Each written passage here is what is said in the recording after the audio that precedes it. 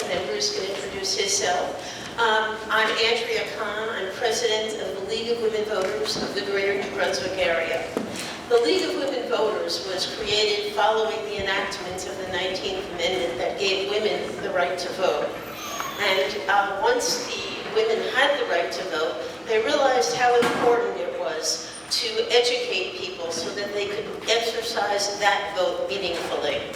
And the mission of the League of Women Voters is to educate voters, to promote democracy, to get out the vote, to register voters, to engage people and help people, assist people in basically exercising their civic responsibility. We educate people about the issues of the day, and we work with people to advocate for positions that are important to all of us. And of course, the most meaningful thing that we can do is to vote, but also to engage civically. And our mission includes promoting democracy, educating voters, and holding our elected officials accountable. And we promote fair elections, and we promote access and transparent government. So the League is a nonpartisan but political organization. We do get involved in advocacy on the many issues, including the ones that are affecting us today. The issues involving criminal justice, social justice, economic justice, and of course, accountable and transparent government. We're very pleased to work with this coalition of groups so that we can work together to promote these issues and to work together. I do want to emphasize that while we still keep the word women in our name because of our historic origins, we also we're committed to equity, to diversity, equity, and inclusion, and we have not just women included in both our membership and our leadership.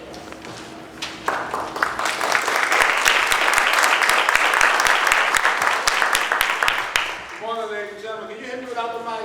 Use the mic for the recording, please. Okay. Excuse me, I'll be fine.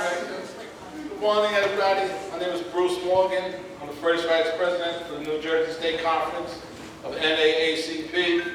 I'm also the president of the New Brunswick area branch of the NAACP, and I sit on the National Resolutions Committee.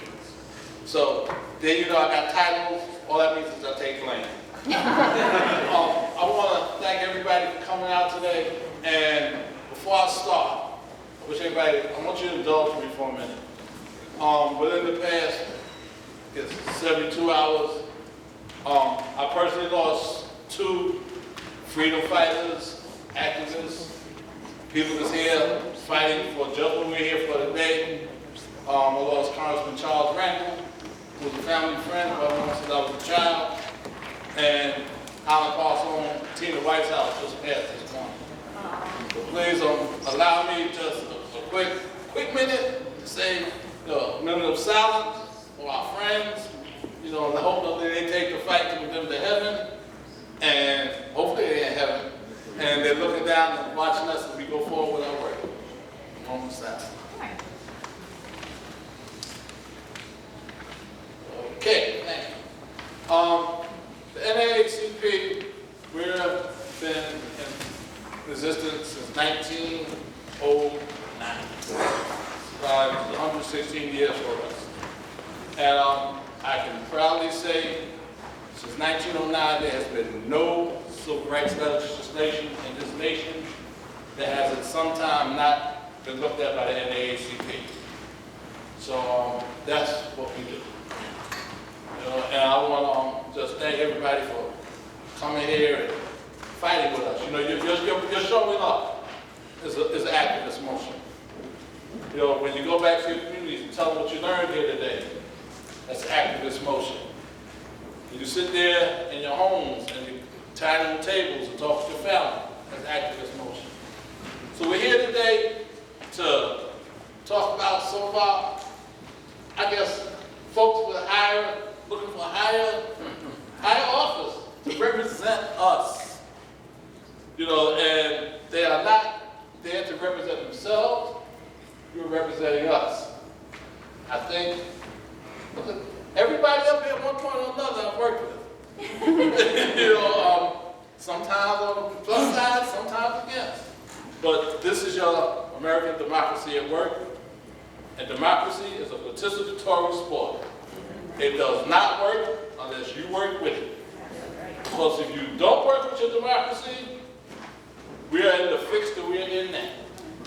Because people stood by and let somebody get in office that's not going to represent us, that's not going to do what the people want, and that's not what we're about. So we're here today to talk about the anti-poverty, those in need, you call it whatever you want. I say it's the general public of the United States of America. We're here to support it. So with that being said, I just want to lay out quickly what's going through today. This is going to be a conversation with our candidates. This is not a debate. This is not a fight. This is not a chance for you to get up here and get on a soapbox and curse them out. This is not a chance for you to get up there and pledge your fidelity to them. We're here to hear what they're going to say, how they are going to address your concerns. So please, sit back and listen.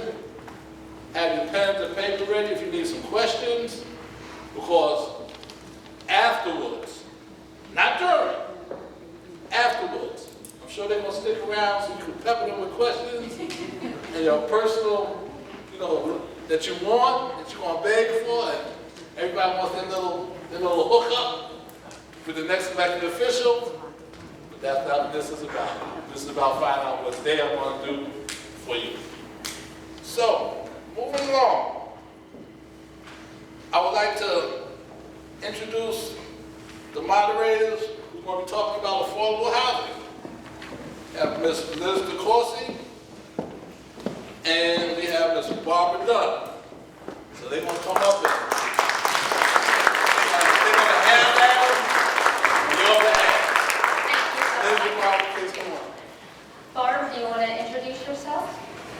Today I am Barbara, but today I am Matt Hirsch. And I'm representing the Housing and Community Development Network of New Jersey.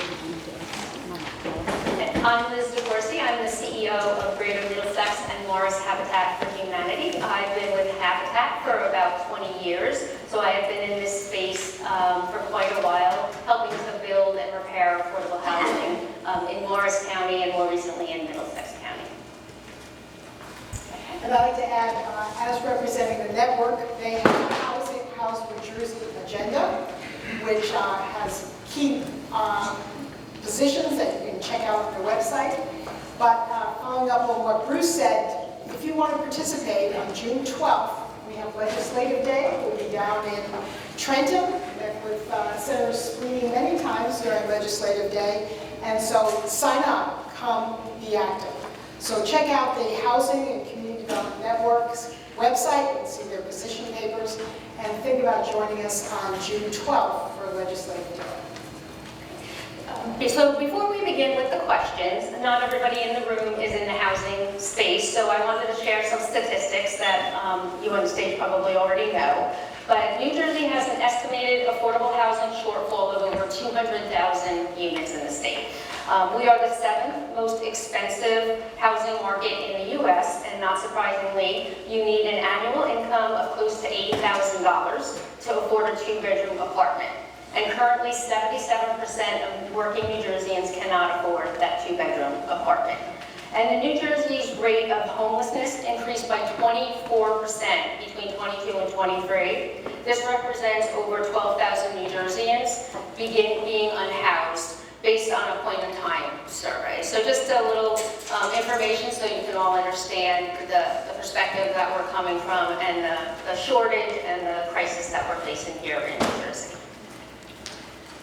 So I'm going to launch into question 1, and we're not going to go into formal introductions to the candidates because we're running short on time, but in your packets there's information about all of them. So the Affordable Housing Trust Fund is where my first question is coming from. It is the state's primary funding source for smaller scale affordable projects, much like Habitat for Humanity builds. And it makes a critical difference with municipalities as we partner with them to help them meet their obligation of affordable housing and their fair share obligation. And we work closely with those communities, yet the trust fund in the past and even more recently is being threatened for those funds being diverted to other programs. If you were elected, would you propose any changes to the funding and the use of the state's Affordable Housing Trust Fund? And if so, how will those changes ensure there is a sufficient funding for the development of a wide range of affordable housing projects throughout the state? And I would like to start with Mayor Fulop. Does this work? Yes. Okay? Yes. Okay, so first of all, I think that the funding sources are important and diversion of it is obviously problematic. I think part of the problem with regards to housing and funding sources is that it's very disconnected in the state on how we approach housing in general. You have fair share obligations across the state of New Jersey. There's not a lot of transparency about where those municipalities are in the process, and resources don't follow those municipalities that are cooperating and moving forward in a quick way. And I think linking better those resources to those municipalities that are moving better and creating transparency around it will probably move the process forward in a much quicker way. And so I think the concept of it is good, and we would keep that. Obviously, diversion is problematic, but I think linking it together with the bigger picture around regional housing is really important to moving this process. Thank you. Mayor Spiller? Well, listen, I agree. We can't be diverting funds, and I think we could have the same conversation about this issue versus New Jersey Transit versus all the other things that we constantly see the state divert dollars from. We've got to invest those dollars because if you want to have a clear project and path to go forward to hit goals, you've got to have the dollars involved and see are you meeting those goals. But I will say this, I think that one of the key pieces is we need greater investment at the state level. Because as the mayor just noted, we see right now that different communities are doing things a lot differently, right? There's significant pushback in many communities. There is, I think, blaming by a lot of local elected officials, saying, hey, it's because of affordable housing that we get this, or because we want to challenge it because we might get that, and we know the underlyings behind that. But for me as governor, I would invest. Because I understand that so many municipalities need additional dollars, so they're not relying solely on developers to build affordable housing. What's happening now is a lot of times developers will come in and leverage and say, we know you have 20 affordable units, we're going to build 200 high-end luxury units to get you your 20 that you need. Communities in uproar, prices go up, rents go up, everyone around sees how much they're charging, everyone raises their rents. We see this cycle where they say we have nowhere else to turn. As governor, I'll invest additional dollars to say not only do we need more affordable housing in every single community, we need other bands as well. We need workforce housing. There's plenty of folks who don't qualify for the affordable level, but also can't afford to live in our towns. We need housing for seniors, for veterans, right, for folks who are differently able, right? All of these things that we can do with the dollars that are invested there, but if we constantly leave it to the developers to do, we get this small fraction, if we get it, because we know towns are pushing back. So don't raid the fund, of course, invest the dollars, but we need additional dollars. Towns can't be left on their own. We see they challenge us in the courts and they don't build what we need. Thank you. Senator Sweeney? Well, first we need to dedicate the funding. I've said this because I've been in Trenton. And when you're doing budgets and things are going badly, rather than fix things, you raid things. So number one, dedicate the funding for the housing. Just like New Jersey Transit, we spoke about that, dedicate the funding for the purpose that it's for, not for the budget to fill a hole. Two, incentivize towns that are doing the right thing. Really, give them extra TTF funding, or reward them for embracing and building affordable housing. And for me, my first house was a townhouse. I'm a union iron worker, my wife's a hairstylist. I was so excited that I could afford that townhouse, right? That was my first thing I could afford. And I barely could afford it. And by the way, that's affordable housing. And no one really protested me moving into their community. So we gotta knock off the BS, right? Towns that aren't doing it. Mount Laurel was decided 50 years ago. Why towns are allowed to fight legally in the courts, number one, if taxpayers knew how much money towns have spent fighting something that's already been decided, I think they'd be pretty upset. But what we need to do is not ask anymore. If towns are not going to move forward, after 4 years, if they don't use their affordable housing funding, the governor can take that money. And the governor can put that money to use. So, listen, I would always prefer the towns step forward. But what we know of, I know Senator Singleton just did a bill recently, and everyone's like, hey, we got it, it's done. And guess what? Then all of a sudden you start seeing the lawsuits pop up. We're the most diverse state in the nation. We're going to be the first majority-minority state in the nation. We have the most segregated school system. The fifth worst segregated schools. You know why? Because we go to school by zip code. So look, there's things that need to be done, and asking isn't going to get it done anymore. Thank you. Mark? We've heard about the conditions of the need for housing, the stress on our low-income renters, with over 75% of them spending more than 50% of their income on housing. I'd like to focus now on what we're hearing out of Washington. With a proposed reduction of HUD funding for subsidized housing, reduced by nearly 44%. If you are elected, how would you address the impact of this HUD cut here in New Jersey, and what steps would you take to protect and expand access to affordable housing? And we're going to start with Mayor Cirillo for this one. Yeah, thank you. Listen, I'll say this. When we talk about housing that's affordable housing, I've seen it firsthand. As mayor in Montclair, we saw home prices, we saw rents go through the roof, especially during COVID. I'm proud to have enacted the first ever rent control law in Montclair. We were able to cap those increases and keep them even lower for seniors. But I understand it's a stopgap measure as we look to try to build that infrastructure around both home ownership. Because as Steve was noting before, my first home in Montclair was a 2-family home, right, in a 1-bedroom with a 4-bedroom above. I guess ironworker, teacher were pretty similar to some of these things, right? But he would say the same thing. Right now, you can't even afford that home. They're all being gobbled up by LLCs, venture capitalists, Wall Street, right? They're driving up the cost, right? And certainly if we're even getting it, we're being bid up so high, we're paying so high on our mortgages. Rents continue to increase as well, right? We see these high-end luxury developments and everybody increasing costs. So we've got to get more of that stock on there, right? And with right now, in this most important time, the federal government is abandoning us, right? They are going backwards. So whether it's a conversation around this, if it's around veterans benefits, if it's around Medicaid, it's always a context of, oh, by the way, the federal government is pulling more resources away while we're trying to improve things for folks. Now, as a governor, I understand that it comes down to dollars. You have to invest the dollars, right? We're all going to sit here and talk about, we want to do this, we want to support this program, we want to add additional dollars. Where is the money going to come from? That's the bottom line for almost all of these questions. And for me, that's why I talk about it is going to take bold action, which is what I will do as governor, to change New Jersey tax code. To change New Jersey tax code to go after every single dime of the massive giveaways that they're giving to billionaires and millionaires and rich corporations, and saying we need to recapture those dollars to invest in the programs that we want to support here in the state, including housing for folks that are affordable.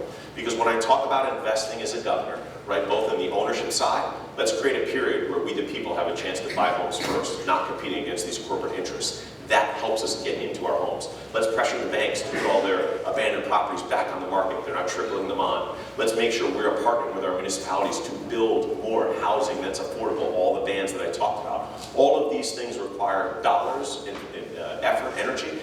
We've got to get those dollars aggressively through changing something that we have control over, that we don't have to wait for the courts for and have an undetermined outcome, and that certainly we aren't relying on the additional lost dollars. So all of those ways is how we invest, but the dollars have to come from somewhere. Follow money. Thank you. Senator Sweeney? Well, to what Sean said, we have to invest. Honestly, we absolutely have to invest. But I guess I'm the one with the most crass language at times. We need to put a foot in the rear ends of our federal delegation to start standing up and doing something. Because this is what's happening. One vote can stop all this. One. That budget bill they just did. One vote, right? That's how tenuous it is. We need our federal delegation to get loud and start pushing, not just ours, all around the country. Our Democrats in Washington are failing us right now. Unfortunately, we were in one debate, and a couple of candidates, we're sending letters about air traffic controllers, and well, what's a letter going to get you? You know what I mean? Action. You need action. You need to speak up. You need to push out. Listen, on this issue of affordable housing, I've read an article recently about the governor of Colorado. He's actually taken this thing head on. And he's got a lot of great ideas. And he did it with an executive order. So, you know, I'll be the first one to say I don't always have the best ideas. But I know the good ideas. And there's nothing wrong with latching on to good ideas and making them a reality here. So, look, we need the investment. But we can say all we're going to do here. But without something happening in Washington, it's pretty hard. You know what I'm saying? Like, because we got to balance the budget. We don't get to print money like those guys do. They, you know, let the mint work an extra weekend. You know what I mean? Print some more money. We don't get to do that. We have to balance it. So we need investment, but we really need action out of Washington, honestly, on the Democrat side.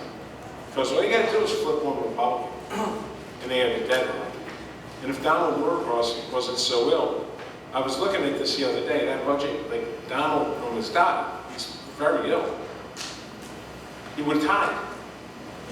He would have tied. So let's start flipping some Republicans, and namely Tom Kaine, Jeff Van Drew, who signed a letter saying I would never cut Medicaid, and voted to cut Medicaid. It's time to get some fire in the belly down there. Thank you. And, Same question. Same question. I got it. So your question was specifically about HUD, and I'm going to get to that because I have some experience with this, but I'll start with that. The larger narrative around housing in New Jersey, which you touched on earlier, is a supply conversation, and it's both market rate housing and low-income and affordable housing, all of that. And sometimes it's lost on the public that market rate housing is part of the conversation. We need to construct that because the housing pressure that exists on lower income families is directly correlated also to a lack of supply and pressure upwards across the entire state of New Jersey. That's why in the first part you touched on, we really talked about kind of a cohesive plan around the state and how do you incentivize municipalities with A, transparency, and B, wrestling the conversation away from the NIMBYs on how do you move that forward. And the state can do that by incentivizing different municipalities and creating transparency for the public on that. There definitely is stigmas associated with the construction of affordable housing. You all know that. There's racism components of it. People say in earnest that they want affordable housing, but they don't want it near their homes, is the way they view it. And there's stigmas associated with this. You say to somebody that you're building affordable housing, it's a very different reaction than if you say I'm building housing that's affordable. It's the same words, but people react differently because they have an emotional response to it. So I think the first thing, in order to even solve the HUD conversation and drive prices down, we do need a plan that includes market rate housing and low-income housing throughout the state of New Jersey. And sometimes the activists are reluctant to acknowledge the fact that market rate housing, although more pricey, is really part of the conversation to drive down prices. It just is at the end of the day. You've got to build more in New Jersey. In Jersey City, we have two of the largest affordable housing projects in the state under construction. Both of them took leadership and capital from the city and then coordination around the state and the county governments. We didn't use the federal government for any of these. The first one is Bayfront, which is an 8,000 unit project. We're building 35% truly affordable housing. It's a model. It's probably the largest in the northeast part of the United States. And we did that by investing a significant amount of money and then coordinating with the county and the state. We didn't need federal dollars to do that project directly. Other than that, it was a Superfund site, and then we needed to require Honeywell to clean it up. But it speaks to the fact that the private sector is part of the solution here if you are fair about building low-income housing and affordable housing.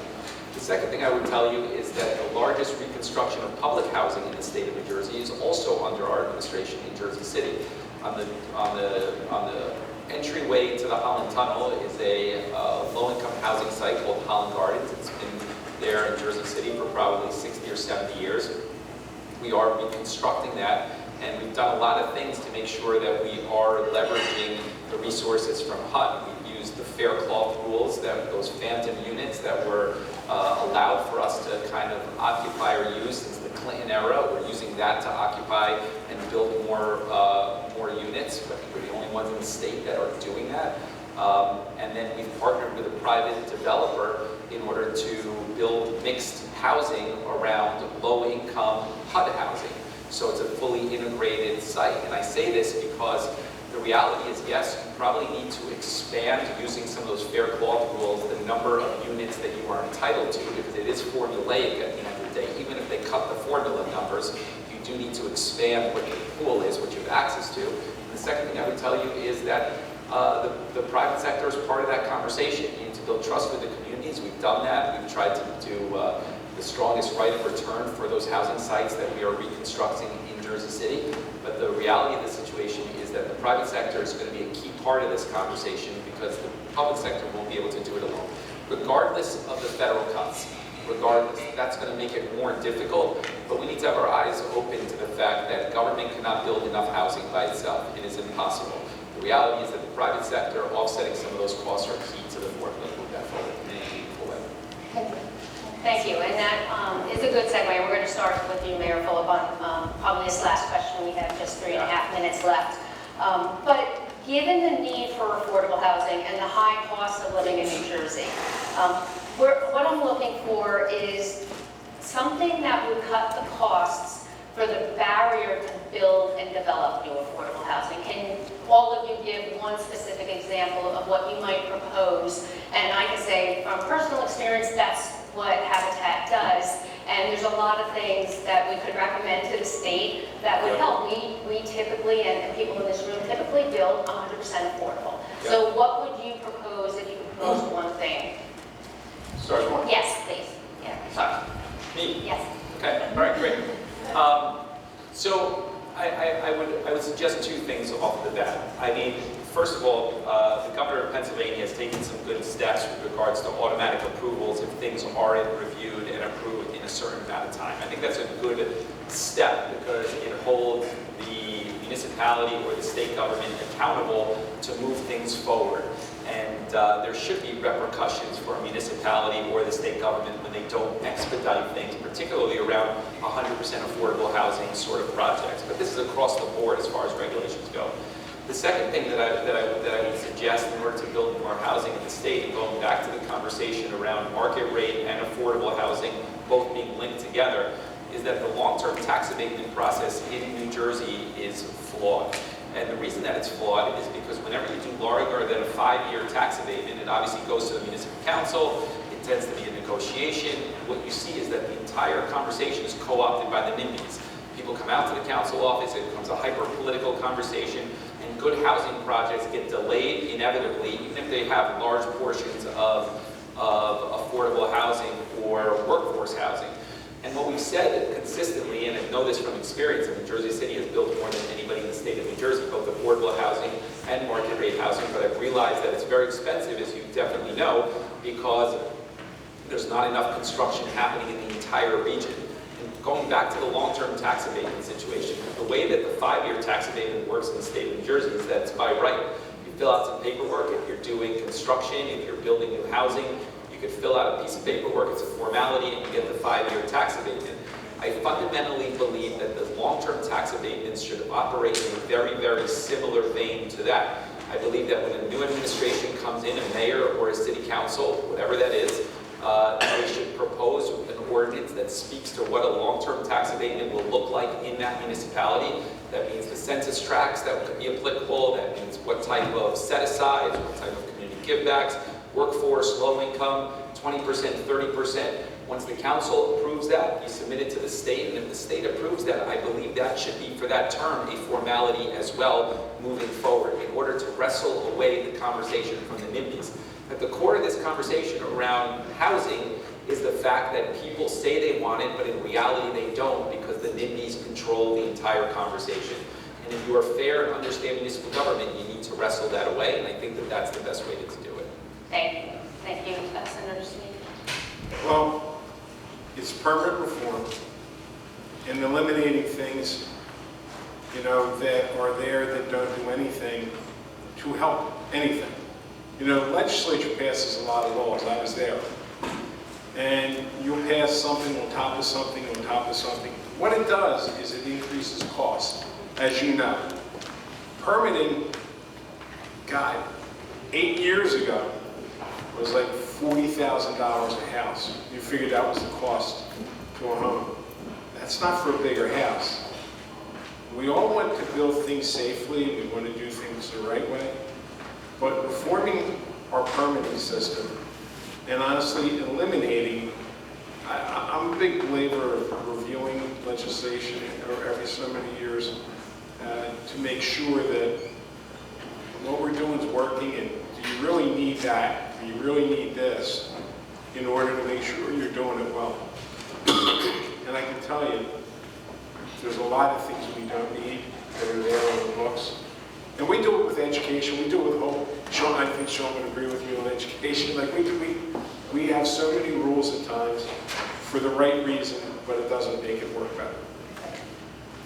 Thank you. Mayor Smith? I mean, I think the simple answer is we do need to get these projects from idea, concept to green light and go a lot quicker, right? You've seen it, I've seen it as a mayor. It just takes way too long. That's cost for you, right? It's delays, it's problems. So you've got to get that process a lot quicker. And it is zoning, right? You've got to make sure that you've got zoning override, I guess I'll call it, right, from the state level. If you're trying to build projects that are centered around affordable housing, housing that's affordable that we need and is required, you should have exemptions and abilities to do that at the state level. But I'll just use the opportunity to say this, and I'll speak broadly to one of the big reasons why I'm running for governor, why I think this matters. We're going to have a lot of policy conversations on a lot of different issues, including the one we're having right now. But the fundamental thing that I think is problematic right now are the systems that we work in, the systems that we live in, the systems that keep doing exactly what they're designed to do. And one of them is the political system that we are in right now, too. Because I got to tell you, as we have conversations around housing that's affordable, we also have to understand that when campaigns are run, and we're taking dollars from big developers, it influences our policies, right? When we are running campaigns and we're taking dollars from the big political bosses, right, who decide the status quo is what we want, it changes policies, right? So we can all sit up here and talk about the policies we want, but the bottom line, and it's, no shade on any of my points running here, but the system is designed that you've got to raise big money from somewhere, and you know where the big money comes from? Wall Street, when we want to talk about income inequality. Housing, when we talk about housing is affordable, it's coming from the big developers, it's coming from the big bosses, it's coming from all the same folks. I get my privilege, right? I start with educators and build from there, but at the end of the day, if we don't change these systems, we all can come up with some good policies. The ability to enact those policies is a different story when that phone call comes from that big developer who says, how about you just change it this way or that way? And that's, I think, at the core of why we don't get the changes that we need. And we come back time after time, and we feel very frustrated that no matter who we elect, we don't see the changes that we heard or we thought were coming. Can I just add one more thing that I just forgot I wanted to mention earlier? It's not a response to story. I wanted to say the other thing that I think could be changed and would be very helpful around particularly affordable housing advocates, and I've seen it in Jersey City, is more flexibility around soft cost and hard cost reimbursement, and how the state approaches those things tend to be an impediment as far as going forward, because when there tends to be a lag time on construction, the strict rules on the hard cost versus what you can do on the soft cost side of construction projects creates added burdens on somebody that is living or trying to struggle to cobble together the project. So it's just one additional thing. Thank you. Thank you. And that wraps up our time, and I want to thank all three of you for your answers and participating. So a round of applause for our...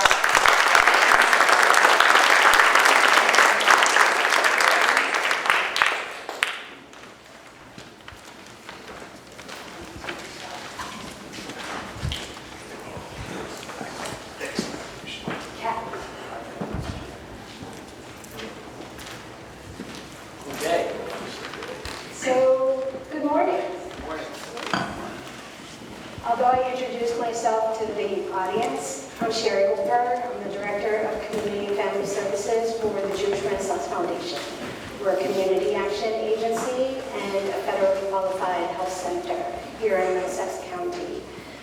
I also, as my mom would say, grew up in the prison system. I did most of my career behind the law, came out and started working for a nonprofit, Jewish Renaissance Foundation, 15 years. So my area of expertise, to some extent, is the criminal justice system. I am also an appointed member by the Speaker for the Ombudsperson's Advisory Commission for the Department of Corrections. And my name is Amos Cayley. I'm one of the pastors here at this church, but I'm also the lead organizer for New Jersey Prison Justice Watch. We're an organization that monitors conditions in prison and advocates for fewer people to go to prison, alternatives to prison, humane conditions while people are in prison, and also safe and effective return from prison. So one of the things that we wanted to start with in terms of the criminal justice conversation, criminal justice isn't really falling on the radar of a lot of these debates and conversations.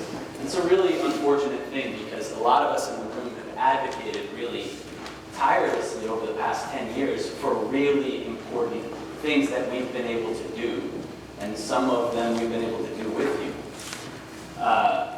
And we stand to lose a lot of ground over the next administration. And so it's important to me and many of us to hear from you about your perspective, your approach, the policies that you would like to see as governor. And the first thing that I'd like to start off by asking is, this particular administration that we have currently, the Murphy administration, really did move the ball forward in terms of second chances.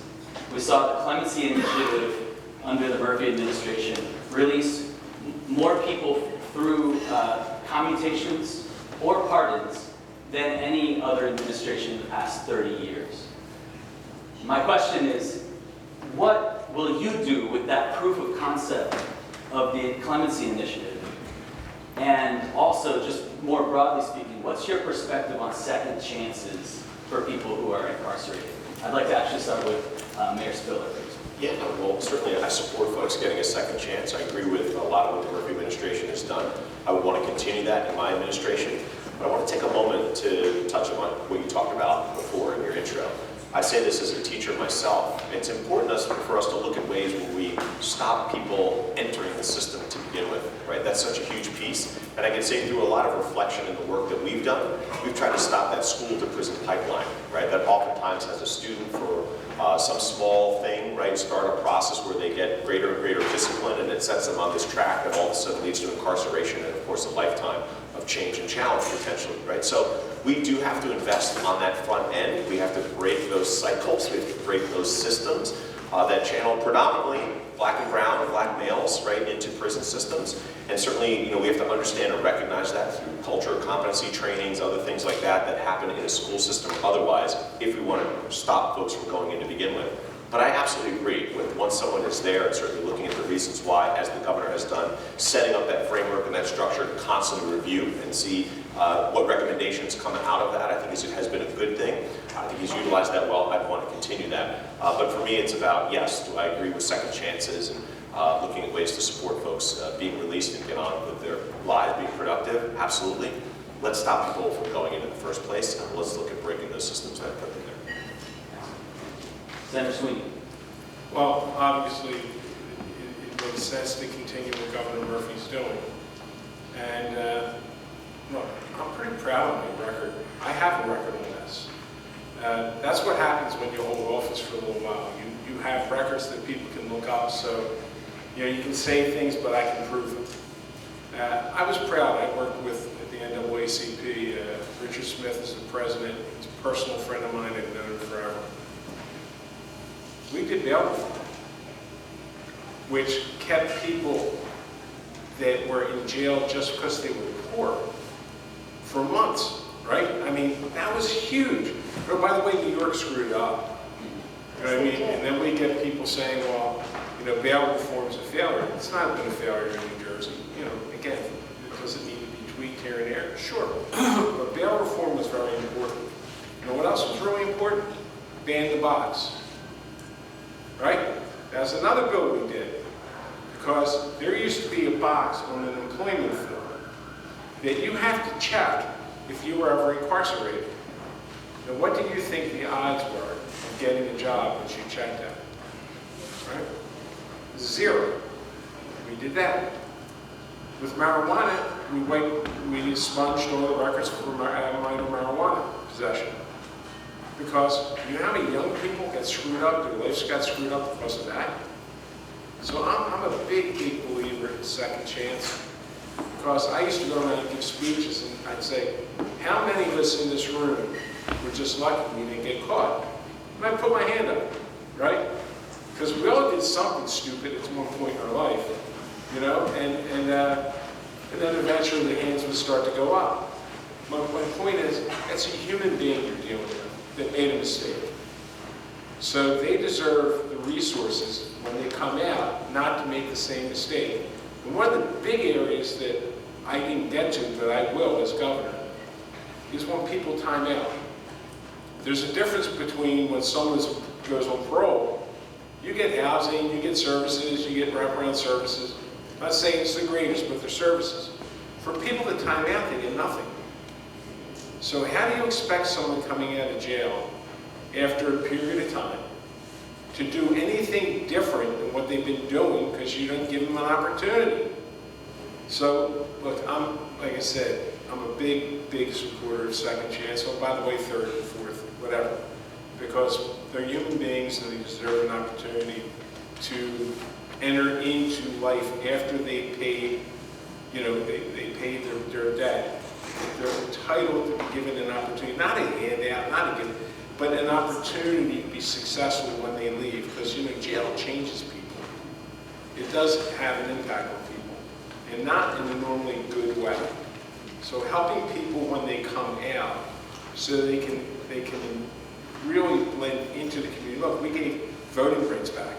You know, let's remember that too. There's 90,000 people in New Jersey that couldn't vote.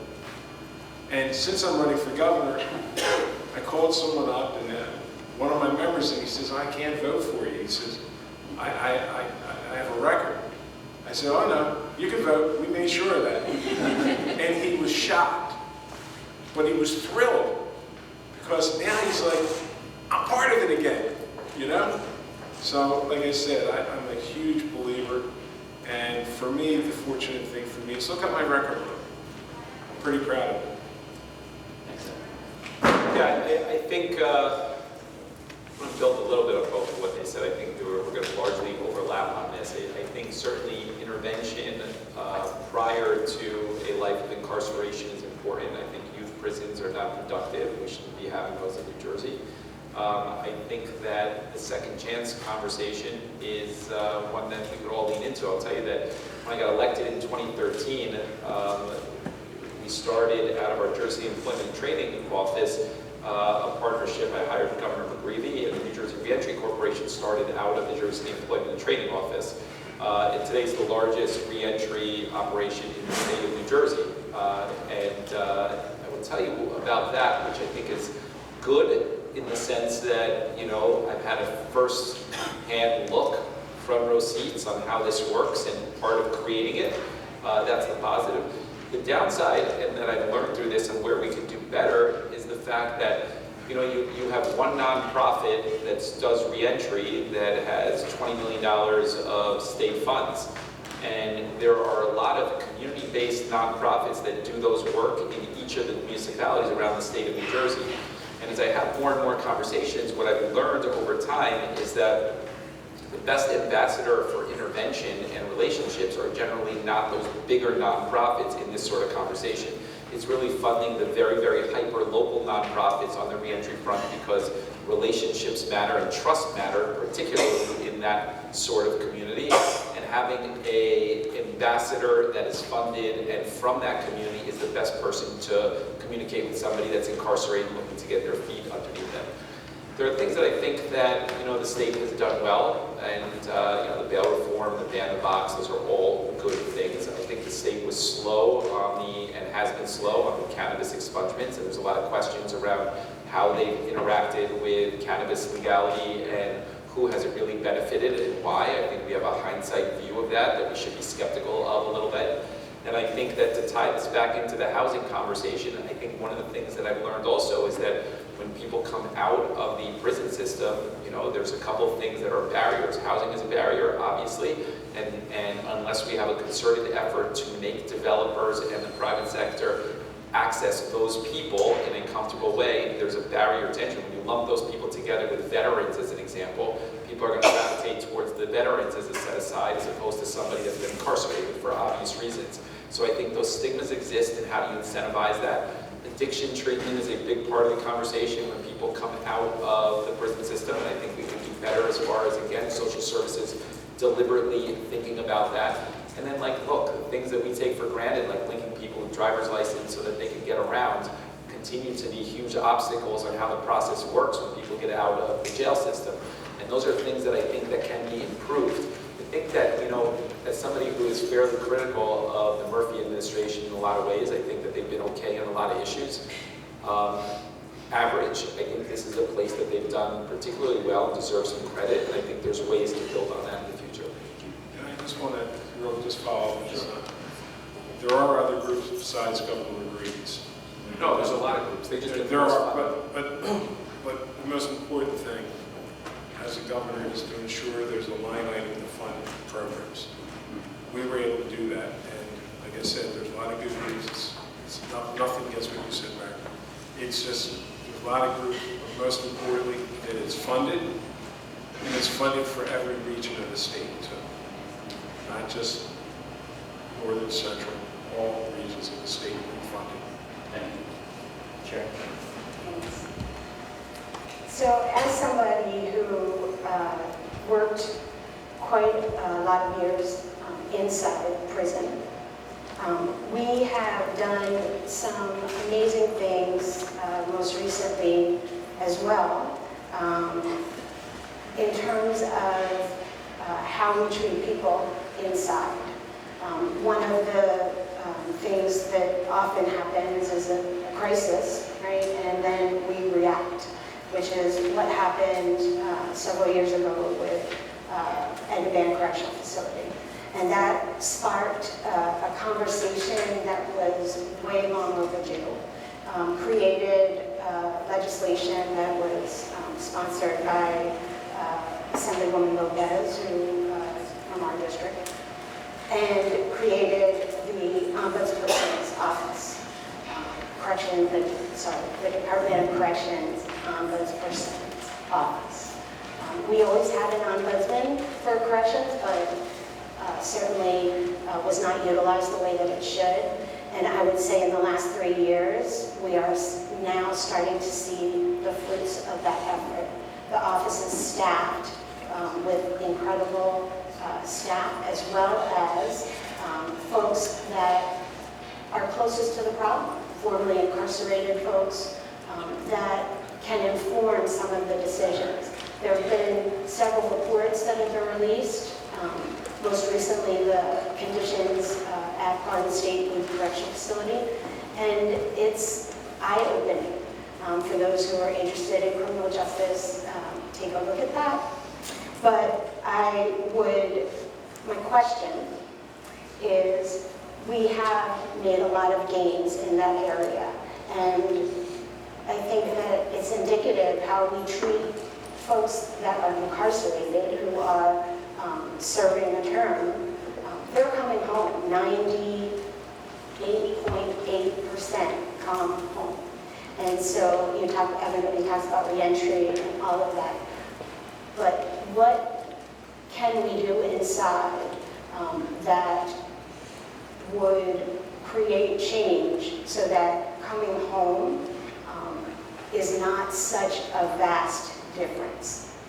We really, I think, in terms of relying on the corrections ombudsperson and that report, living in swampy floors and food that's not cooked, and now granted, DOC has addressed those. I don't want to, the commissioner has made some changes, but as governor, what are your plans for the Department of Corrections? And I will start with Senator Sweeney.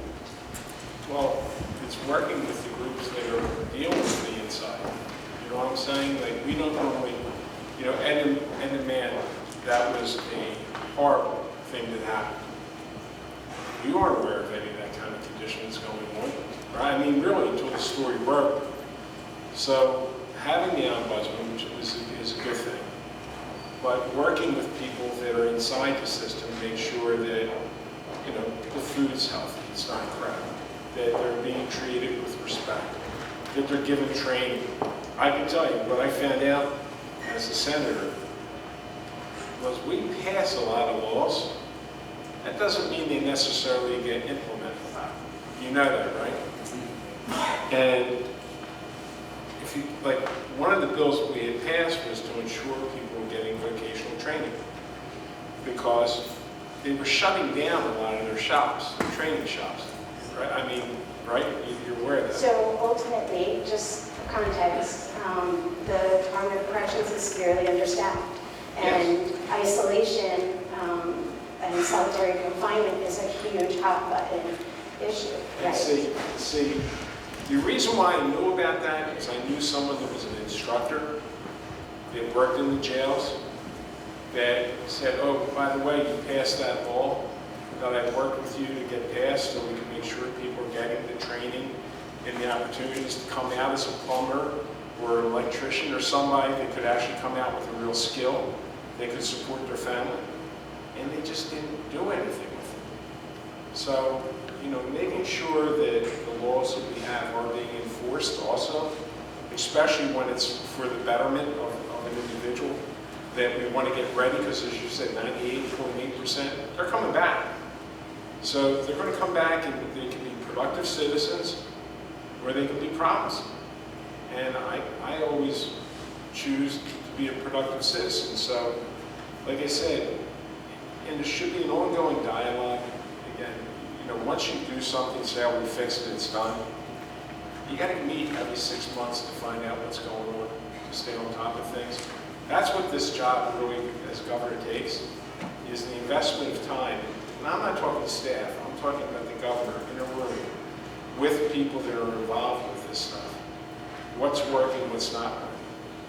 You know what I mean? Because staff is great, but you need to hear it yourself as governor. Agreed. And I would turn the question to Mayor Fulop.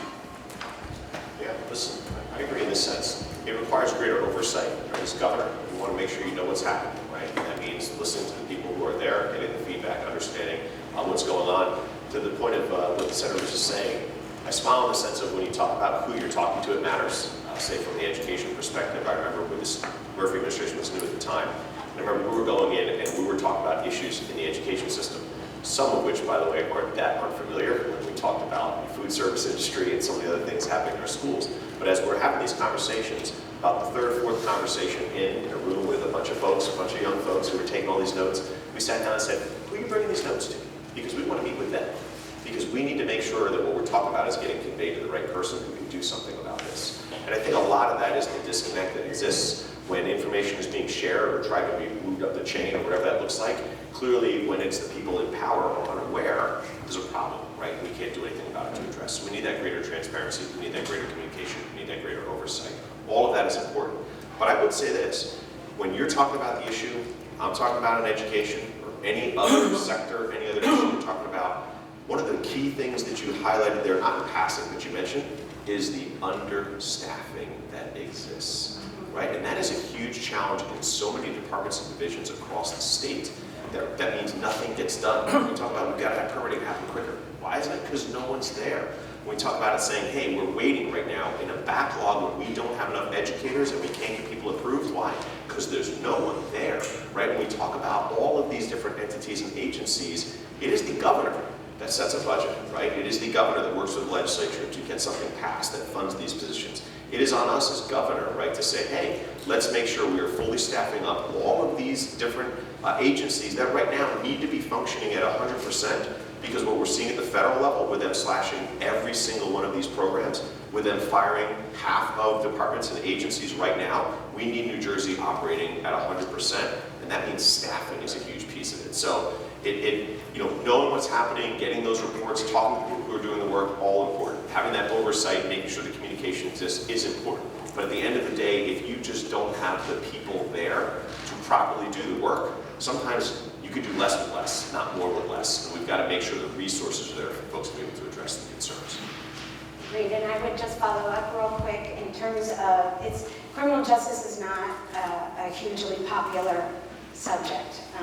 And when we talk about putting or investing money in our prisons, in our conditions, some of our prisons are, if I'm not mistaken, back in the late 1800s and still operating. People don't have an appetite for that, but yet, I guess that piggybacks off of what everybody is saying, so maybe. I was going to say something similar, but so to me, if you look at the kind of criminal justice reform or law enforcement or public safety or reentry or incarceration, they all deal with this similar type of person that interacts with all of those touch points, but in reality, those different touch points operate in isolation on how they interact with those people. And there's not a lot of linkage between what the police or law enforcement, which is the first step in that process, versus because obviously the judicial process to the law enforcement is linked. But then once they get incarcerated and once they exit, all of those things aren't housed in one same place. And because of those silos, you get into that middle bucket, which is not public facing, which is the person that is incarcerated in the jail, and it's the easiest to forget ultimately. And that's the reason that you have a system that hasn't been invested in, because it's not sexy to put money into prisons and jails, to be honest with you, because most people that you deal with from a state budget, although some people do experience that, most people in New Jersey do not experience that. And that disconnect is fundamentally why you have this system, that you have facilities from 1800 that are still operating. That's the core of it. I do believe that the only way to get more eyes on it is to better link it to the beginning and the end of the process, to really have management over all of those things so that you see it together and it becomes one holistic conversation. Today, that doesn't happen in New Jersey. It doesn't happen really anywhere, to be honest with you. And that's the reason that that middle portion of the people that are incarcerated are largely forgotten. And that's the reason they have the food that they have and the swampy and flooded, moldy facilities that they live in for that period of time, because they do tend to get forgotten. And the best way to fix it is to link it to the other sides. Thank you so much. Thank you so much for these responses. In lieu of a third question, because we're out of time, I just want to offer to you from my experience, and Sherry would say the same thing, and many of us would say the same thing.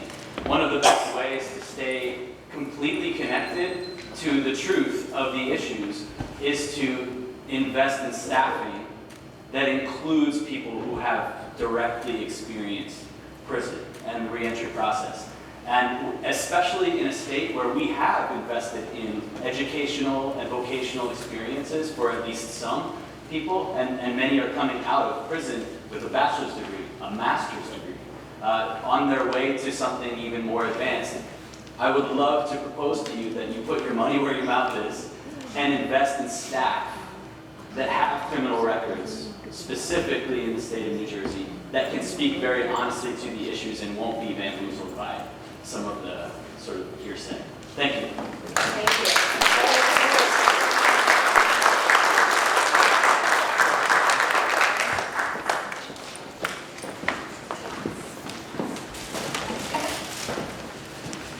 Good morning or good afternoon at this point. I just wanted to take some time to thank all of you also for coming here and dedicating your time and your perspectives. I think it's really important for everyone here. So I do want to thank you, starting off. My name is Jamie Ravello. I'm the Chief Executive Officer for the Jewish Renaissance Foundation. I've been in the nonprofit sector for about 20 years and 5 years with the JRF, the Jewish Renaissance Foundation. And as Sherry said, we're a community action agency, and we're also a federally qualified health center. So we've been tasked, along with Dr. Sweeney, to talk a little bit about health equity. I will let her introduce herself first, and then we'll go into it. Thank you, Judy. Good morning. Thank you for actually coming here and accepting this challenge to talk to us openly. My name is Selena Hawk, and I'm the President and CEO of the New Jersey Primary Care Association. And as an organization, we represent all the federally qualified health centers in New Jersey, and we support their mission of providing affordable and accessible, high-quality primary and preventive care services throughout the state of New Jersey. Currently, there are 23 acute Cs and 1 acute C lookalike, and all of you are familiar with many of them, and they provide primary and preventive healthcare services to over 600,000 patients or individuals in the state of New Jersey. And they live for the mission of providing accessible and affordable care regardless of a patient's ability to pay. So with that, I'm going to turn it back to you. So we are a little bit unique in that we are a community action agency and a federally qualified health center. So we're able to offer social services to address the social determinants of health in addition to the primary health care needs in Middlesex County and across the state of New Jersey. And we, obviously, health equity goes into so much more, but we've gotten so many questions regarding Medicaid, which is a really important topic, so we felt the need to kind of focus on Medicaid and also the components of it, specifically the budget cuts, and then also the the immigrant populations and the vulnerable populations, as well as the work requirement, which is something that came out. And we all know, Senator Sweeney, you said that there was one vote that really changed, really the course, right? And so that's really important that we talk a little bit about what that entails for Medicaid. And so I just want to quote Sarah Edelman, Commissioner of New Jersey Department of Human Services, recently emphasized the state's federal Medicaid cuts, stating that any reduction in Medicaid funding puts our most vulnerable residents at stake, including seniors, individuals with disabilities, and low-income families. And in addition, it looks like about 350,000 New Jerseyans will lose health care coverage under this plan.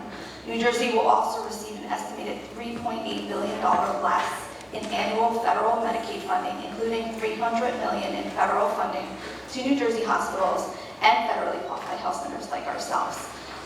So my question is a little bit in depth in terms of twofold. One is, what are your plans to implement to ensure that if there's federal support reduced, what are your plans to ensure that Medicaid still remains intact? And then also, what actions will you take to ensure continued support for our most vulnerable populations? I will start with you, Senator Sweeney. Me? Yes. Okay. Well, I just introduced the thing called the Jersey option. It's similar to a public option, to where people that are facing these cuts can get affordable health care, where the state actually acts as the vehicle for health care. In fact, it's on my website, and I'm pretty excited about it. Not excited about having to do it. Sad that we have to do it, but at least there's a way to do something to help people on health care. You know, primary care medical home centers is legislation I did, which actually pays family practitioners. Like one of our biggest problems is we have a huge shortage of family medicine doctors. You know why? They don't make any money. And that's the truth. So thank you for doing it, because you're doing it because you care, not because of the reward. But what we did when we created primary care medical home centers is we reduced the patient panel for doctors from the 2,800, or when Obamacare came in, to 1,000 patients. So doctors can spend the time, not the fee-for-service in and out 6 minutes, but the doctor actually spends the time to improve the person's health care. And by the way, instead of the doctor making about $140,000, we make $250,000. But they have better outcomes, and that's where the savings comes from. Because by ensuring you get better health care, you're going less to specialists, less to emergency rooms. That's where the savings all come from. And it works. So making sure that we let doctors be doctors is something we did with primary care medical home centers, which I want to see expand dramatically throughout the state. And like I said, you know, funding's scary, because this is happening. And remember, everyone needs to remember why this is happening. So wealthy corporations and wealthy people can get more. Right? They said for someone making $17,000 a year, they're going to get $1,000 less because of this big, beautiful, whatever thing, crap that they passed. And millionaires are going to get an extra $350,000. So, like I said, we need to remind people, we need to get people to vote, we need to reverse this policy. It's wrong, but I'm prepared for it under the Sweeney administration with the Jersey option, which will provide health care for people that are going to lose it. Mayor Fulop. Yeah, a public option would be fantastic. I think that would be a great thing. Supporter of that. I think healthcare in New Jersey is broken for a couple different reasons. I think, first of all, Horizon has an absolute monopoly on the state of New Jersey. That is not healthy. I think we need to create competition there and dislodge that. And it has a monopoly largely because of the political system that exists in New Jersey, where a lot of the people that have made decisions around who and how and when people run for office are also lobbyists that work for Horizon. That is fundamentally why the system is broken. The second thing that's unique to New Jersey is that you have a state where you have these consolidation of these hospital systems in a way that's inherently not healthy for the public. You have 3 or 4 systems now throughout the entire state acquiring the smaller hospitals, and now they're acquiring the doctors as well and dictating to the hospitals where they can and can't go, and at the same time partnering with some of these FQHCs. A healthy medical and healthcare system will have healthy competition across the board, pushing people to better outcomes, and that doesn't exist today. With regards to the Medicaid cuts specifically, I think there's kind of 2 ways that New Jersey has to look to defend itself. The first is obviously band together with other governors in the region and pursue litigation. That is obviously a longer-term approach, which is very, very important. And the second thing is in the near term, the state surplus has grown, and we should be using the state surplus to offset the most vulnerable communities that are going to be at risk. And making that, we're going to have to make choices ultimately. That's the reality of the world, that the people that are most vulnerable and rely on Medicaid, life and death conversations, that surplus is there for a rainy day. That's what it's there for. And that's where we are right now. And the reality is that we should be drawing down on until we win back the House in 2026. Thank you. Mayor Spiller. Yeah, listen, I appreciate it. This is an area where I've had extensive focus, literally designing healthcare plans that have saved billions of dollars. And certainly, we should talk about all this, and I agree with a lot of what was just said. But I think we all have to come to the realization of what we've been so conditioned to do. As the Senate President just noted before, hey, listen, billionaires are getting an extra $350,000 in a tax break. We're all hurting. Let's figure out how we're going to cut from each other. Let's figure out whose program is going to be more important than the others. Let's figure out how we're going to fight over the limited funds. And by the way, surplus is used up like 8 things over when we talk about all the different things we're losing. What are we doing here? We need to be bold and say, folks, let's go after those very dollars. Hey, by the way, all you millionaires and billionaires who are sitting here, don't worry. You're going to be no worse off than you were a minute ago. We're just going to take the dollars which you're getting as a windfall right now. But what we always do over and over again is we watch as there are these massive tax breaks for the wealthy and the rich corporations, and then we figure out how we're going to do more with less, right? And at some point we're getting less, which is what's happening. So I appreciate the answers, but I ask you this, where's the money coming from that we're talking about? The question was around the billions of dollars that we're losing. Where are we going to get the money, right? And the money has to be by aggressively changing New Jersey's tax code. Let's be clear on that. Now, secondly, when we're talking about the plans themselves, I'm really proud to be part of what we call the patient-centered model that we talked to our members about. That time, as the Senate President noted, we can spend with your doctors. What we found on the analysis with America's Agenda and others afterwards was that the managers of those programs that we had at the state level to do that were siphoning off the very savings that we were getting from better health outcomes, folks focusing on their better time with their doctors, was all being pulled out of the system. Right? And what happened? Those those managers that were there had been bought out by hedge funds, and they were sucking the profits out, right? So we've got to be mindful that while we sometimes create these systems that we think will work, to the mayor's point, when we have a political system that literally has everybody anybody who's tied with that political system who's also working in the healthcare industry or going to work in the healthcare industry for 7 figures immediately after, it doesn't work for us, right? So we've got to continue to innovate, no question, right? There are things right now I am so frustrated about this administration, this Murphy administration, where we say can save billions of dollars from the state. Another reverse auction on prescription. Why haven't we done it? Why have we waited so long? It's billions of dollars that you're leaving on the table. Give me the reason why you wouldn't do that. Right? When we're talking about healthcare plans, and we say, hey, instead of being the last option for the state plans, why aren't we making them competitive with banding process on the billing? Why aren't we having Horizon tell us what they're charging us for instead of saying it's proprietary? You have to pay, we're not telling you. Right? These are things we wouldn't accept in any other realm, but we accept it because of the political influence. They are the folks who fund campaigns. They are the folks who give out jobs, right? So we are stuck in that system. We've got ideas around this. I've done it. We've designed these plans. They've saved billions. And the ones we've had some greater control over, I would expand that as governor, right? I'd expand that to say you are not going to keep these monopolies. You are not going to keep this opaque shield that you hide behind to continue to overcharge us. We're not going to allow the corporate interest to keep pulling away the savings that we do create. We're going to broaden it. But at the end of the day, to this specific question, guys, we can't keep talking about how we're losing $3.8 billion here, right? I can't keep seeing seniors who are crying when I meet them at their assisted living facilities saying, what are you going to do?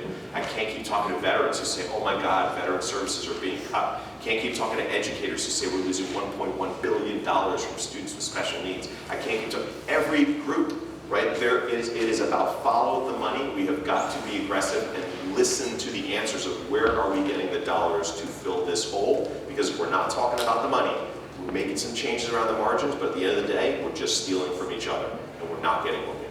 And I wanted to just add a little bit to what Sean just said. Why the administration stopped the reverse auction, I have no idea. When we passed it, I was pretty proud of it. It was my bill. We saved $2.5 billion over 5 years, $500 million a year, and the administration just dropped it. That's crazy, especially knowing PBMs are ripping you off every day of the week. You know, so, like I said, and Blue Cross, just so you know, I'm the chair, the labor chair of 3 pension funds, welfare funds. My North Jersey fund, they got the information from Blue Cross and what they were paying for. They have to give it to you. Now, you have to fight them. They don't want to give it to you. And you will fight them, and sometimes you got to go into court. But you can get the information. Now, my fund's a little, you know what I mean? Like, I'm not, you know, I got, you know, my ironworks in North Jersey, maybe 4,000 families, right? The state of New Jersey got 800,000. They should be driving. They should be the one driving and saying, oh, you're not going to tell me? Guess what? I'm going somewhere else. I got it. Well, I'll just say this, he says he has no idea why. I know exactly why. Because they're all getting money from the healthcare industry, whether it's the brokers, whether it's the insurance company, whether it's the hospitals, it's all part of the same system. That's why. I was absolutely, you know, Senate President's absolutely right. When we got that reverse auction initially, it was Chris Christie was still governor. Yeah. And we pushed him, we said, we got to do this reverse auction. And he was like, I don't know. And then all of a sudden, all of these companies came and said, oh, we found 30 million in savings. And then it got closer. They said, don't do it. Oh, we found 60 million. Don't do it. And we're all there going, definitely do it, right? Definitely. Right. And to the point, billions of dollars saved. But what has Murphy done? Never done it again. Why? Come up with a reason. When he says, I have no idea, I mean, because it doesn't make sense if you're thinking of it logically. If you think of the political system that we have, the dollars in elections, where people go for jobs, it does make perfect sense. Every 3 years you have to go out. Every 3 years to challenge these corporations because they're not being honest with you. Absolutely. Thank you. I do have some follow-up questions about that, but I want to move on to some of the other topics of Medicaid, just because we have limited time. Obviously, there's a new work requirement that, because of the oversight and the fraud and waste and abuse that's proposed in this bill, if federal Medicaid work requirements are enacted, New Jersey could face significant challenges, including loss of coverage.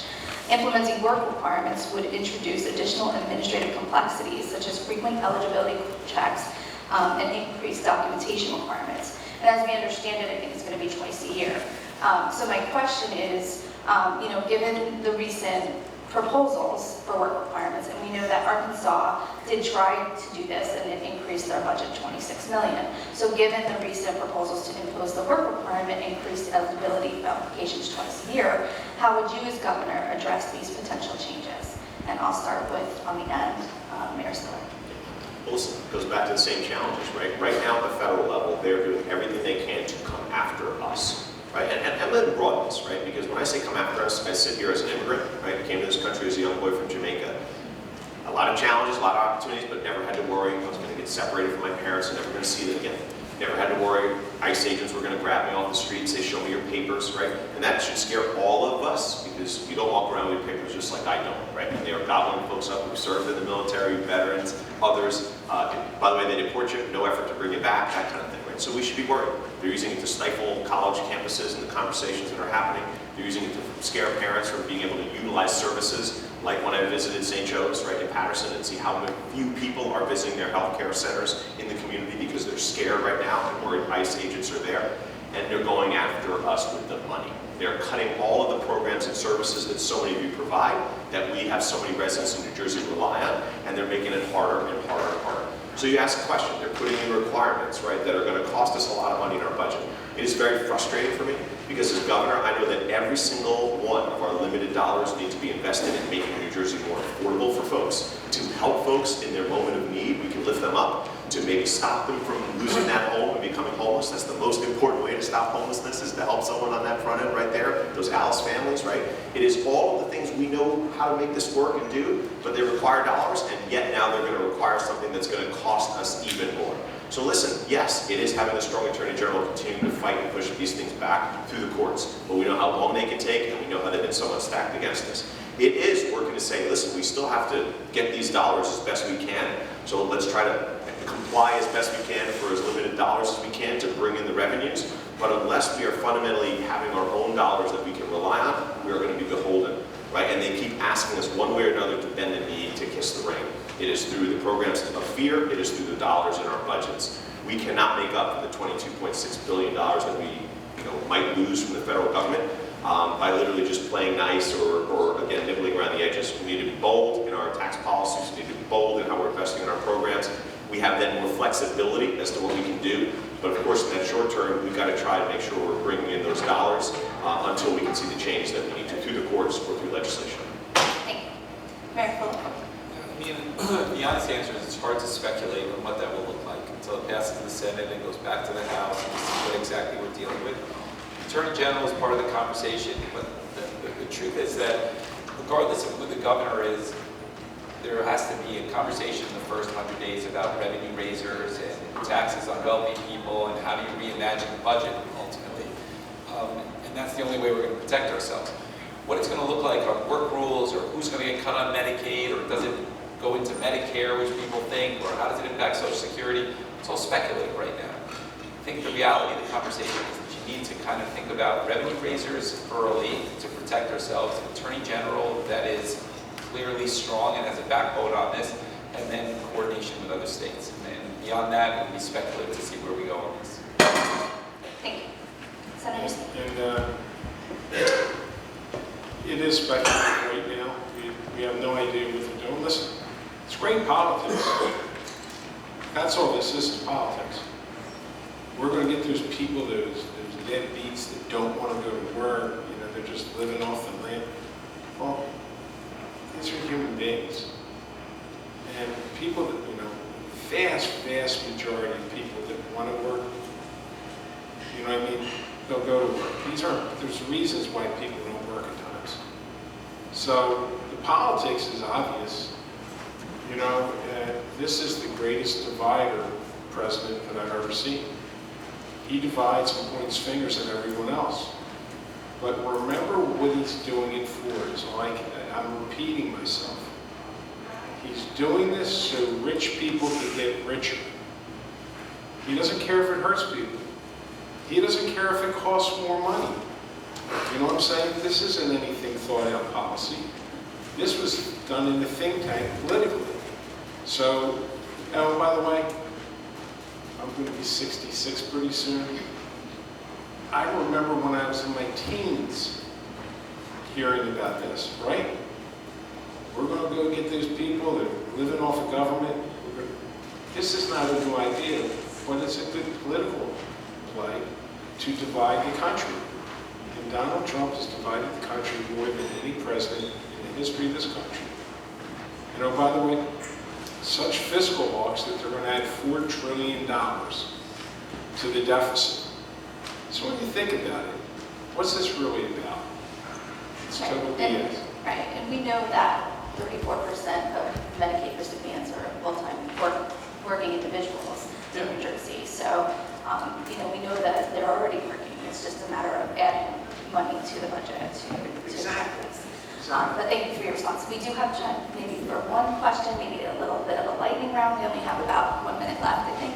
So, Thank you, Jamie. So Middlesex County is one of the most populous and diverse areas in New Jersey. Yet, many residents, especially in low-income neighborhoods and immigrant communities, still face barriers to accessing affordable primary care, behavioral health services, and preventive care. According to local health data, the shortage of mental health providers and long wait times for Medicaid-accepting doctors remain major concerns, particularly in communities like New Brunswick, Park and Boyd, and Carteret. Middlesex County residents continue to struggle with access to timely, affordable health care, including mental health and addiction services, especially in the underserved communities. If elected governor, how will you address healthcare access gaps in counties like Middlesex? And what will you do to ensure all residents, regardless of income or immigration status, can receive the care they need close to home? And we can start with former Senate President Sweeney. Well, New Jersey doesn't really do a good job when it comes to Medicaid to start with. We're one of the lower funding states in the nation. So it starts with funding.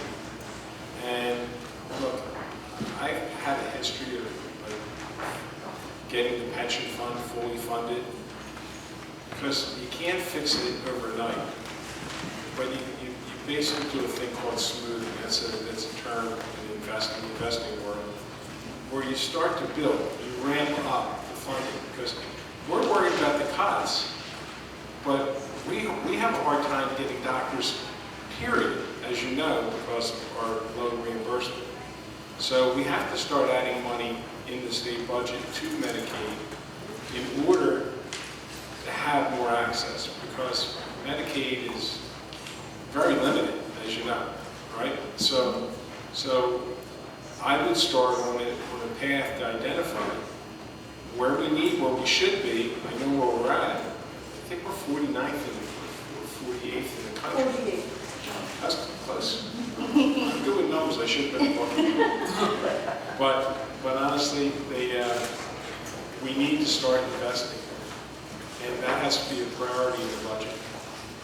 And honestly, I've been in a lot of budget discussions, and that really was never the first thing brought up. So we have to make it a priority going forward, and I will. Yeah, I would just add, in the interest of time, I agree with everything that Senator Sweeney said over there. That may be a commercial. No, I already did that commercial. I would say that the only thing additional is that over the last 6 months, you've seen a lot of the nonprofits that help legal immigrants in the state of New Jersey be connected to social services and resources have their funding dry up. And I think that if you look at your question, it really focuses on the immigrant community, not only undocumented, but also the immigrant community that has come here and is documented. There's gaps always in that experience on what they can have access to. A lot of the nonprofits in the state have seen their funding dry up, and I think the state can lean into that more, because that acts as a gateway, essentially, towards educating people on where these resources are. Yes. Certainly agree with what both said. You heard, funding resources, right? We've got to talk about that for every conversation. But I'll also say this, what I saw firsthand in Patterson with so fewer folks going for the care that was needed, there's a fear out there right now. Folks are afraid, and they're afraid that ICE agents might be waiting there. They're afraid that the conversations that they have, the information that they share is going to be shared out. So as governor, I would work with our healthcare industry, work with those who are providing that care on the ground to say, let's utilize those home visits, right, that we're seeing expanded right now in communities like Patterson, where they're saying, hey, you're not coming to the center anymore, we're going to come to you. We're going to come to you as somebody that you know and trust because you've been coming here for years. We're going to still give you that care that we know you should be getting, but now you don't have to worry about coming to a spot where you think people may be watching or waiting or something else. We've got to change what we're doing, right? Because right now, that fear, which is intentional at the federal level, is keeping people from the care that they need, and it's having an impact, right, on the broader outcomes that we're going to see. So we've got to adapt. Yes, it's the funding. Yes, it's all the pieces that were described before, but specifically to immigrants, which was your question, as to the care that they're not getting right now, we've got to meet them where they're at, quite literally, and that's the way they feel safest right now in terms of getting that care. So I just wanted to draw one connection. So as you know, telehealth flexibilities, since COVID has helped many of our seniors, and especially during the height of COVID, access healthcare, because healthcare providers could get reimbursed for their telehealth visits.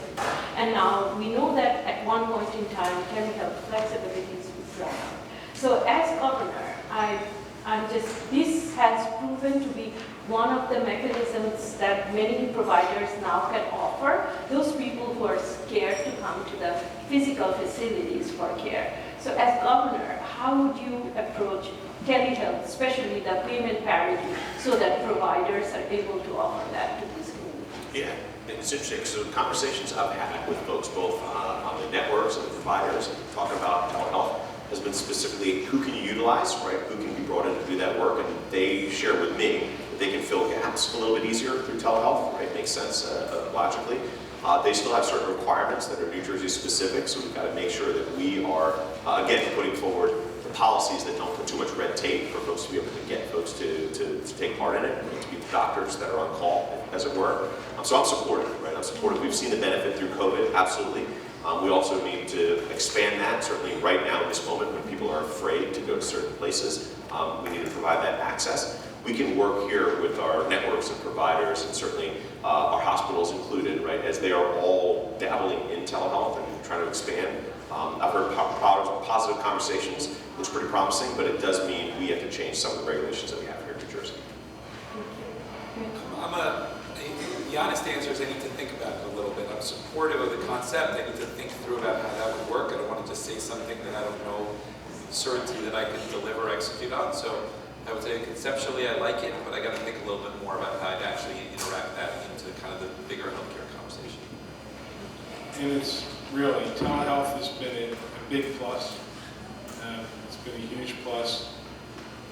But like any legislation, can we make it better? These are things that could improve and make it easier. You know what I'm saying? Because when we first did telehealth, we were kind of scared of it. So you limit the scope. You put all kinds of rules on it because you want to make sure no one's cheating. And so, like I said, with any legislation, go back and look at it because we've got the experience now. And now that we've had the experience, we should be able to make the changes to make it easier. Thank you. Thank you. Thank you so much. We are out of time, unfortunately, but we wanted to thank you again for focusing on health equity with us.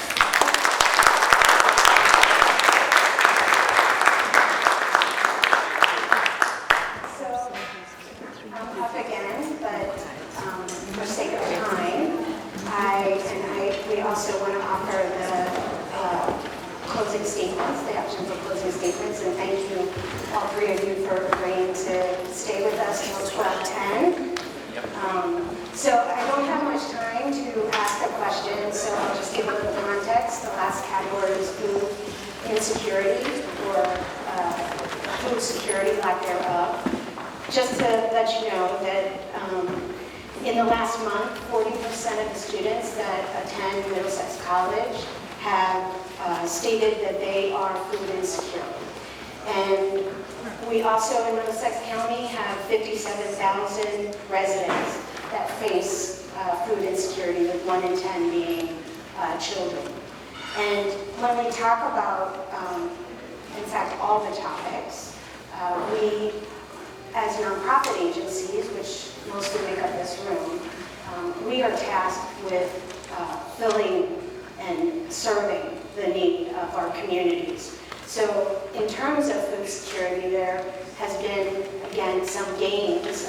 There was the community college grant, that food security grant, that I think there were a lot of questions around that and wanting that to remain. And also as nonprofit agencies, unfortunately, our grants have really not increased. Our COLAs, we did get one last year, but that was a large gap in terms of the last COLA before that. And so a lot of our staff struggle with those issues and are eligible for the services in the agencies that they work for. And so I would just put that out there, as we usually do an event called Food for Thought. That is food for thought. And with that being said, we did a campaign called Did You Know? Those posters are around the room. I will make sure that you get, your staff gets all of the information, just so that you have it. But thank you so much for sharing your views and coming and accepting the invitation. Truly grateful. And with that being said, so we can get you out of here on time, I will start with Senator Sweeney, if you want to do a closing remark. Sure. First, thank you for the invitation. And sorry I'm a little late. Everything's a 2-hour drive from me, from where I'm from. But I do live in New Jersey. But look, we are at a crisis in this country, and you need people that know how to make the place work. And I just think I'm the most qualified because I really do know how to get things done. I've dealt with the Republican governor for 8 years, stopped him from packing the Supreme Court, did some really good things, did some tough things. There's a recent poll. People want us to work with this nut. I don't want to work with him. If he has something that makes sense, we'll try. But I haven't seen anything that makes sense yet. So, listen, I think we have good candidates on the Democrat side. Any one of the 6 of us is much better than the Republicans, to be perfectly honest with you. And I'll be supporting and pulling for whoever wins. I'm just hoping that's going to be me. Thank you.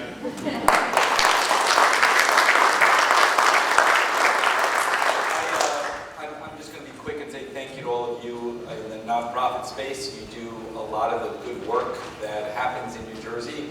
Happens because you are committed to a cause, and you work behind the scenes and often don't get the credit that you deserve. So while I have many of you here, I do want to say thank you. I think that what you've expressed in the questions is a lot of concerns, some of which are directly related to the national conversation, but if you're fair about it, a lot of them are actually related to the New Jersey conversation. And I would suggest in this election, as you think about who you vote for and who you support and who you advocate for, that there are choices around keeping the status quo as they are today, and then your situation will be the status quo as they are today. Or candidates that talk about change, which will lead to change to the status quo.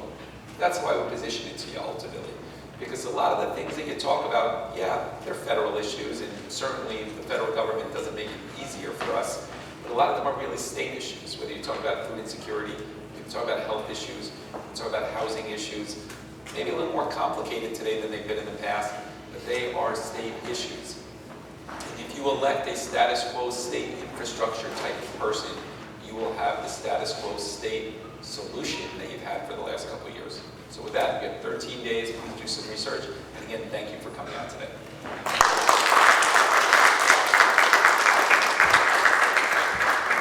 Well, I also want to thank each and every one of you for what you do. It's such an important role, and thank you for the service to our communities that you all engage in. I'll say this campaign is really important right now, and this truly is our chance for something different. Because I'll say, for me, every one of the issues I talk about, they're personal. Right? I talk about being an immigrant to this country, and I see what's happening right now to so many. It's personal to me.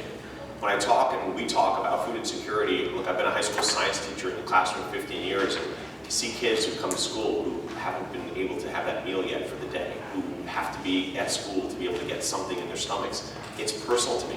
I've seen the families of those I represent as a labor leader who can't afford health care for their own family while they're caring for others. It's personal to me. I've seen it as a mayor and a council person for 12 years, understanding housing issues and folks, again, being put out because their rents are going up so high and never be able to afford for that first, let's say for that first home because those costs are getting out of control. It is personal to me. But I'll say this, as we talk about all of the issues, and right from the start of this campaign, I talked about we've got to make New Jersey more affordable, right? It's housing, ownership, and rentals. It's through quality early education and child care, $19,000 a year on average.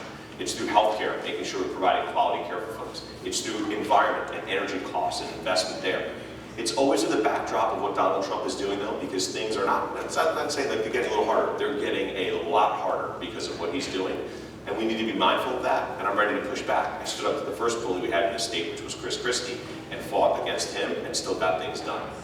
But I will say this, I agree. We need to do something different. But here's what I mean by different. Right now, we have systems. The systems work as they're designed. And the most important one that affects all of us is our political system. Because at the end of the day, when I knock doors and I'm talking to somebody, I chat for a little bit, inevitably they say, we're with you, we'll take a sign. But they then say, you know what though, Sean, what's the difference? What's the difference between you and all the others? And they don't mean me and the other Democrats. They mean me and all the other politicians. Because at the end of the day, what they feel and they know, somewhere in the back of their minds is that no matter what, when they're voting, their choice always seems to be to vote and make sure millionaires are doing well, or to vote and make sure millionaires are doing really well. That's the only choice we ever have. And nobody seems to be focusing on us. And it's because, including right now, who funds campaigns? It's Wall Street. It's the insurance companies and the hospital networks. It's the big banks. It's big developers. It's the big political bosses. We can't sit in rooms like that. We can't engage in resistance marches. We can't protest outside of state houses and wonder why we are always the ones out there screaming and yelling when the millionaires, billionaires, and corporations have already been inside and made all the decisions. It can't surprise us because the very people we elect can only get elected when they have their support and their dollars. And that is true right now in this campaign as well. So I'm asking for a change. I'm asking for your support because we need to change it drastically. We need to make sure that finally we have somebody who's fighting for the middle class in every single decision that I make, because that's who I am. So I'm asking for your support. Ballots, vote by mail is out right now. It's SPILL. But listen, June 10th is fast approaching as well. We have a chance to really make a difference in this state and to invest in ourselves, not hope that someone else is just going to be nice and do something for us. I'm asking for your support and your vote. Thank you very much. One more final round of applause for us.